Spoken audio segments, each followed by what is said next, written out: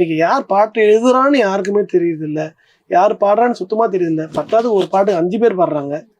So இந்த time கன்சியூமிங்காகவே அதை cut பண்ணுறாங்க. ஒரு 5 நிமிஷம் பாட்டை கட் பண்ணி பிஜிஎம் கட் பண்ணி 3 நிமிஷமாக போடுறாங்க. ஸோ எல்லாமே கமர்ஷியலாக பார்த்தீங்கன்னா என்ன அர்த்தம் எனக்கு தெரியல. எனக்கு ஒரு பாட்டை பாட்டாக விடணும் கம்போசரோட கிரியேட்டரை, இல்லை அந்த பாட்டை போடாதீங்க.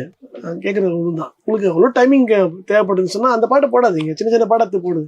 ஏன் கட் பண்ணுறீங்க? கிரியேஷனே நீங்கள் கட் பண்ணுறீங்க. கிரியேட் பண்ண மற்ற ஆர்டிஸ்டுங்களுடைய கிரெடிட்ஸை நீங்கள் கொடுக்க மறுக்கிறீங்க.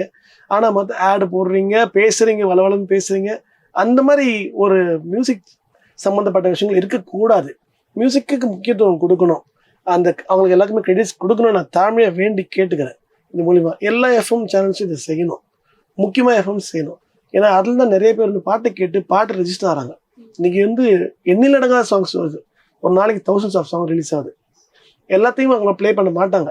I can understand that. வைரலாக சாங்ஸ் தான் போடுவாங்க. எந்த சாங் போட்டாலுமே அதுக்கான கிரெடிட்ஸை கொடுங்க. அப்போ தான் மக்களுக்கு போய் சேரும். இல்லைன்னா எல்லா கிரியேட்டர்ஸுக்குமே அது அழிவு காலமாக போய் சேரும். இந்த மாதிரி என்றைக்கோ ஒரு நாள் பூம் ஆகுது எனக்கான மாதிரி. அது எல்லாருக்கும் எப்பவுமே ஆகும்னு சொல்ல முடியாது இல்லையா? இதை நம்பி வந்திருக்க எல்லாருக்குமே ஏமாற்றமாக தான் எனக்கு வந்து வாழ்க்கை. அது இருக்கக்கூடாது. So media has to help the artist.